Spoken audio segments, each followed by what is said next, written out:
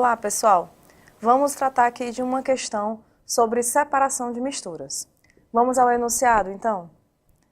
Em visita a uma usina sucroalcooleira, um grupo de alunos pôde observar a série de processos de beneficiamento da cana-de-açúcar, entre os quais se destacam: 1. A cana chega cortada da lavoura por meio de caminhões e é despejada em mesas alimentadoras que a conduzem para as moendas. Antes de ser esmagada para a retirada do caldo açucarado, toda a cana é transportada por esteiras e passada por um eletroímã para a retirada de materiais metálicos. 2. Após se esmagar a cana, o bagaço segue para as caldeiras, que geram vapor e energia para toda a usina. 3. O caldo primário resultante do esmagamento é passado por filtros e sofre tratamento para transformar-se em açúcar refinado e etanol. Com base nos destaques da observação dos alunos, quais operações físicas de separação de materiais foram realizadas nas etapas de beneficiamento da cana-de-açúcar? Bom, pessoal, para a separação de misturas, alguns processos são necessários, considerando se tem sólido e líquido, líquido e líquido, gás e gás e outros estados físicos mais misturados. Nós temos diversas separações de misturas. No caso aí da questão, na hora da gente falar que vai usar um eletroímã, como foi o processo da etapa 1, nós temos o tipo de separação magnética envolvido, onde nós precisamos usar um ímã para atrair os metais, ok? E aí separá-los da solução.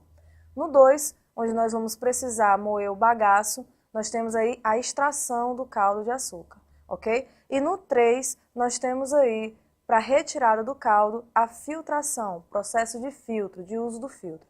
Então vamos ver qual opção se adequa melhor à nossa resposta. No item A diz separação mecânica, extração e decantação. No item B, separação magnética, combustão e filtração. No item C, separação magnética, extração e filtração.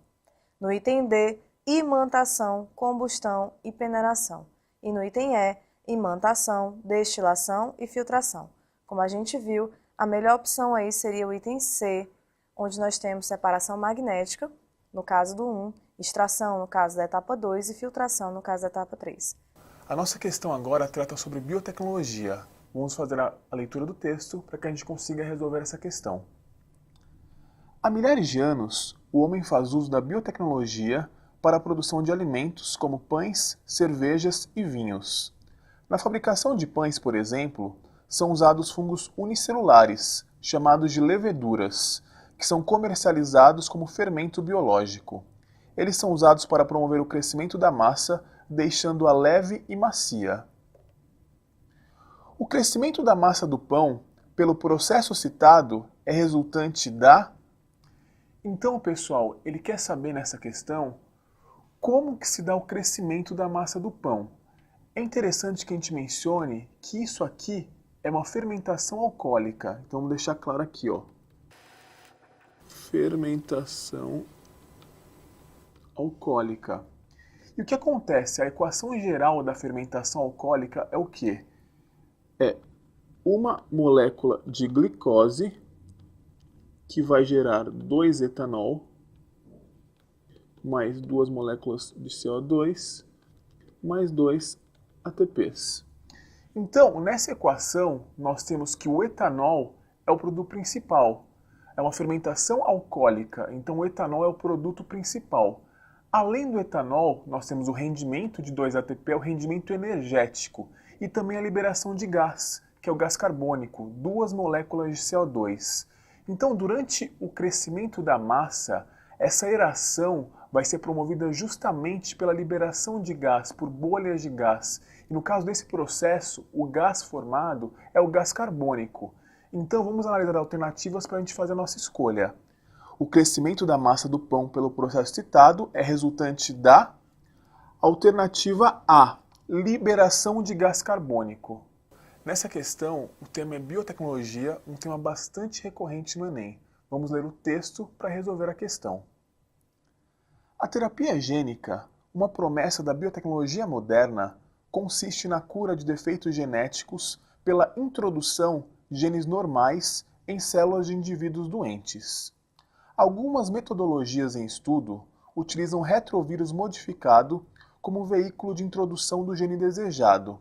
Por exemplo, na talassemia, doença caracterizada pela produção de hemoglobina anormal devido a uma deleção no gene que codifica a cadeia beta da globina, poderia ser usado um retrovírus modificado contendo a informação para a síntese da beta-globina. Nesse caso, deveriam ser realizadas 3 etapas. Primeira, coletar células da medula óssea do paciente. Segunda, colocar as células coletadas em contato com o retrovírus modificado para que essas sejam infectadas. Terceira, reintroduzir as células infectadas no paciente. A seguir, estão esquematizadas 5 diferentes partículas virais representadas pelos esquemas 1, 2, 3, 4 e 5. Então, pessoal, ele vai mostrar 5 possíveis esquemas de qual seria o vírus, como que teria que ser esse vírus. Então, vamos analisar as informações e depois a gente vai fazer a escolha.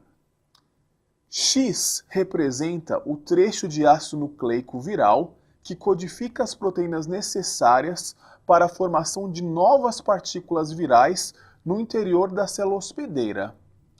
Y representa o trecho de ácido nucleico introduzido que contém a informação para a síntese da cadeia beta da globina. E essa bolinha indica que a partícula viral contém as enzimas transcriptase reversa e integrase, que insere o material genético de origem viral no genoma da célula.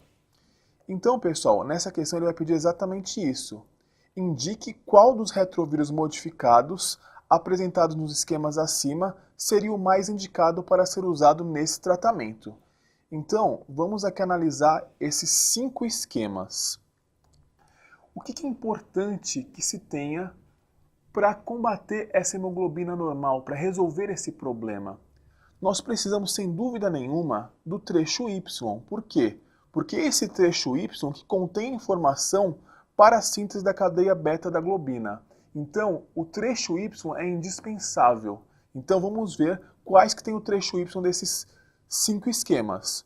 O esquema 2, o esquema 3, o esquema 4 e o esquema 5. Então, nós já riscamos o esquema 1. O esquema 1 não é.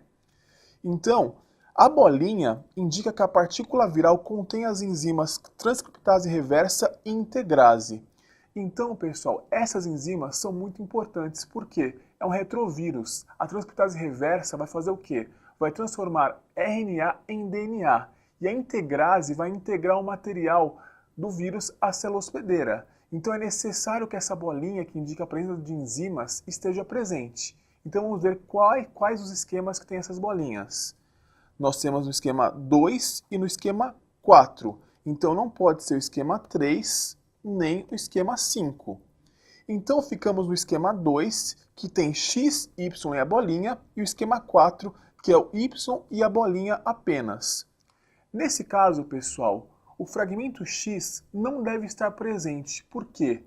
Porque, como ele diz aqui no exercício, o fragmento X ele representa as proteínas necessárias para a formação de novas partículas virais. Então, se esse X estiver presente, o que vai acontecer?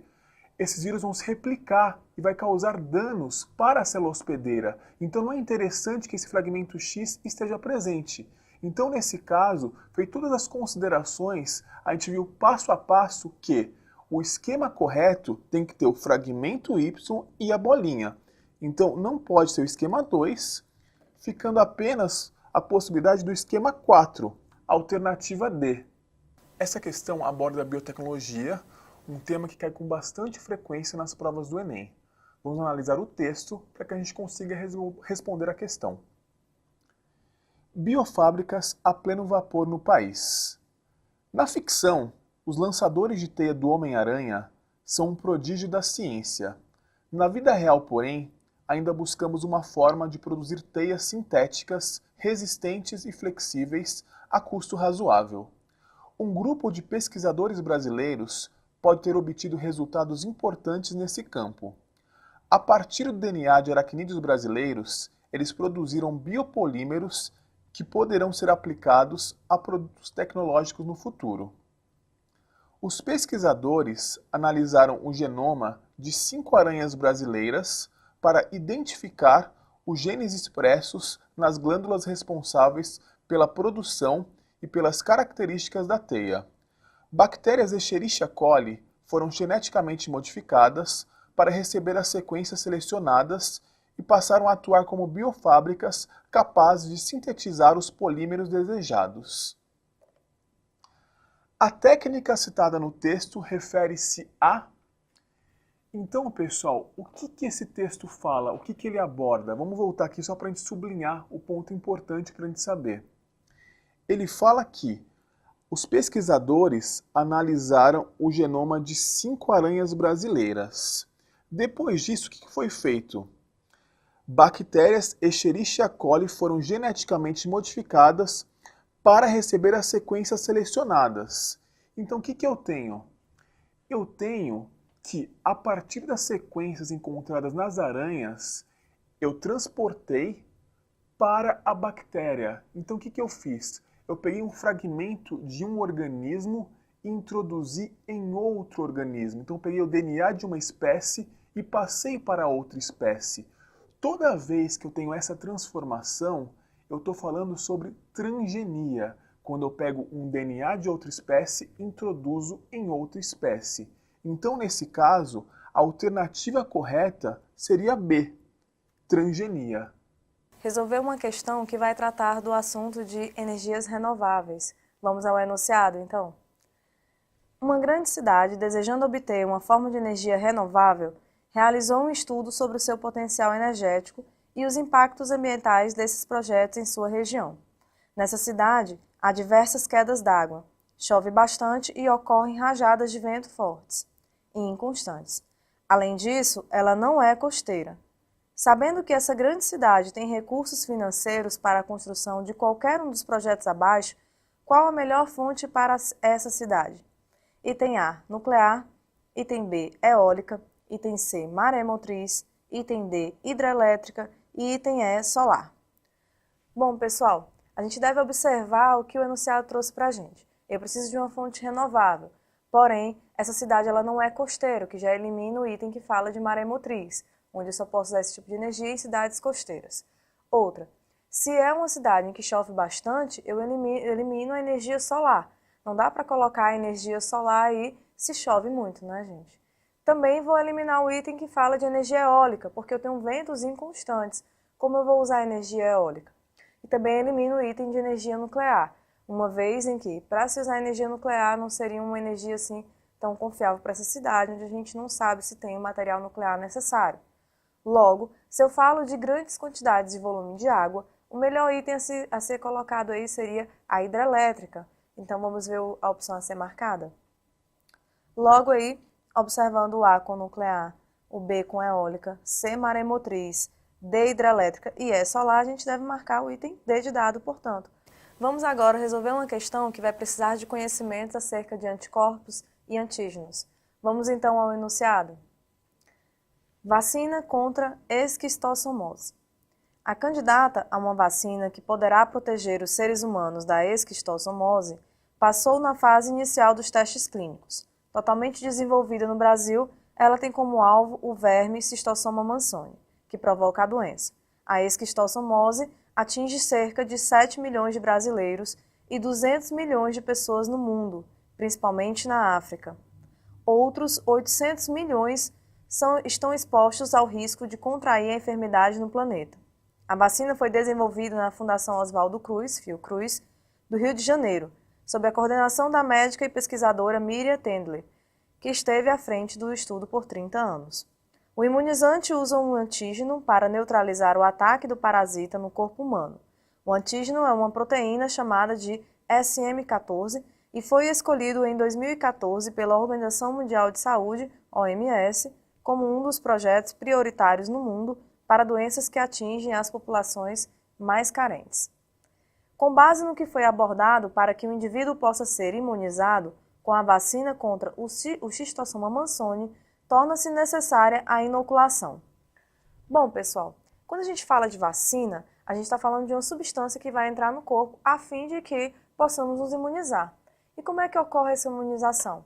Bom, essa vacina ela pode conter né, a questão das bactérias mais mortas, fungos, bactérias, vírus mortos, certo? Mas que vão induzir o nosso corpo como se fosse enganando o nosso corpo para poder ter aí a produção de anticorpos e a gente se defender dessa doença quando realmente o ataque vier, tá certo? Vamos às opções que melhor vai traduzir esse processo para a gente.